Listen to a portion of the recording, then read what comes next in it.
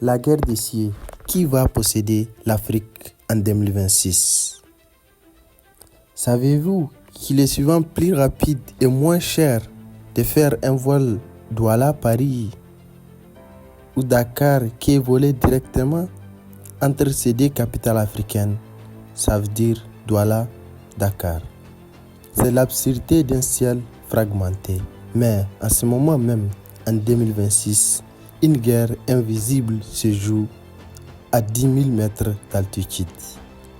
Un empire historique est attaqué par une alliance inattendue.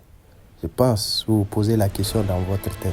Tandis que des géants mondiaux tentent de rattacher nos aéroports. Bienvenue sur l'Afrique décryptée. Aujourd'hui, on plonge dans les coulisses de la bataille du ciel. Notre sujet d'aujourd'hui est axé sur deux phases. La première, l'empire éthiopien.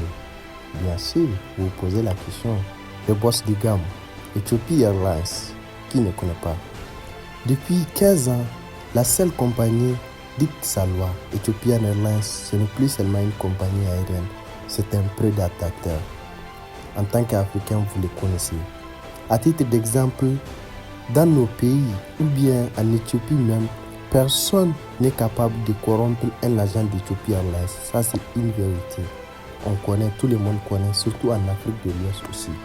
Pendant que les autres déposaient les bilans durant les crises, Ethiopian achetait des avions. En 2026, à l'heure actuelle, ils ont franchi un cap colossal.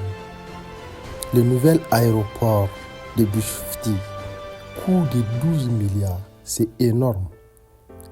Sur plusieurs milliers d'hectares, le futur aéroport aura une capacité de 110 millions de passagers. C'est plus que l'aéroport de Dubaï. C'est colossal. Leur stratégie est simple.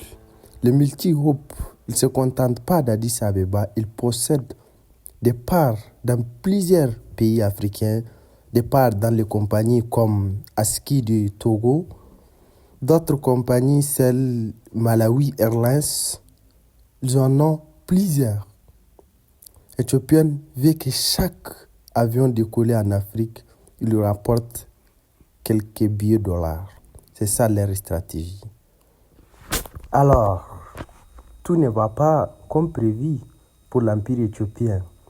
De l'autre côté, donc, on rentre dans la deuxième partie, les challengers, Alliance Qatar-Rwanda. Qatar-Rwanda, Rwanda. Donc, qu'est-ce qu'ils faisaient?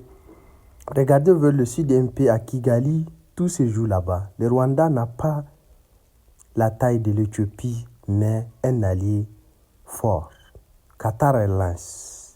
En 2025, un deal a été signé entre ces deux pays. Le Qatar possède désormais 60% des nouveaux aéroports internationaux de Bulgarie et 49% appartient à Qatar Airlines, à Rwanda Airlines plutôt.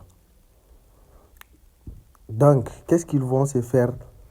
Parce que le Qatar apporte des choses que l'Éthiopie redoute. L'échiquier, l'argent. Ils sont capables de financer n'importe quel projet. Je pense que vous le savez vous aussi. Donc, ils veulent rivaliser l'Ethiopian Airlines. Un carnet de chèques illimité, une expertise de luxe, bien sûr. Les Qataris sont très développés dans l'aviation. Le plan est clair donc. Faire Kigali le Dubaï de l'Afrique.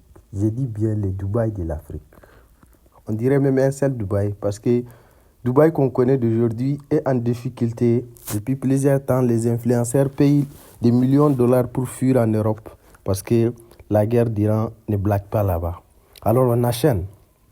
Si vous voyez entre Johannesburg et Lagos, l'Alliance Qatar-Rwanda veut vous offrir un service 5 étoiles. Qui ne veut pas? Rwanda veut s'offrir un service, le prix d'une classe éco, juste étouffer les géants éthiopiens. C'est une bataille de prestige, mais aussi une bataille pour le contrôle de routes de transit. Ouais, pour un voyageur qui a été malmené, qui a été maltraité ou retardé dans les compagnies aériennes en Afrique va aimer, mais le coût est énorme. Bien sûr, il y en a, pour ceux qui voyagent beaucoup, plusieurs difficultés rencontrent, pas seulement dans ces compagnies, mais dans beaucoup de compagnies aériennes, par exemple comme Air Maroc. Depuis plusieurs temps, les gens remarquent beaucoup de difficultés. Les gens ne reçoivent pas leurs bagages. Le problème des retards, les sommes colossaux, c'est énorme.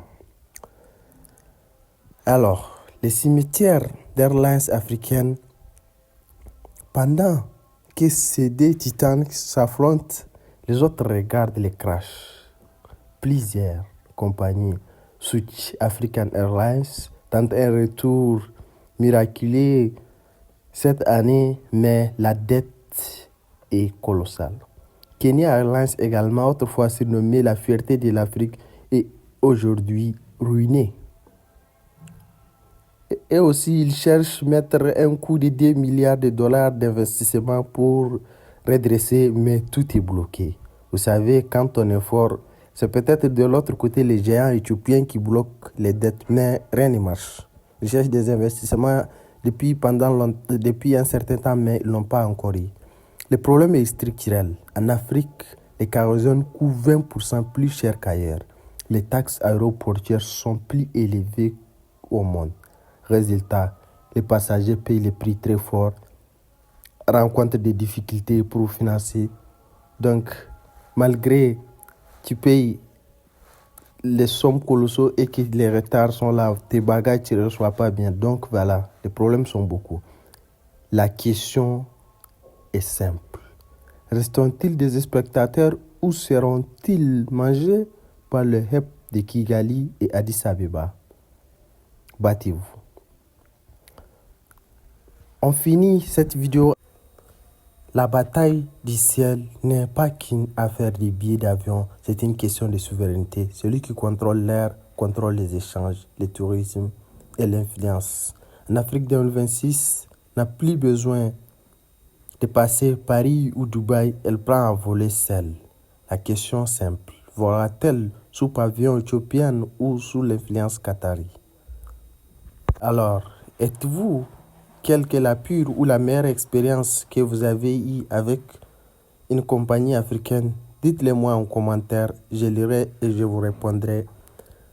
Et on s'arrête ici.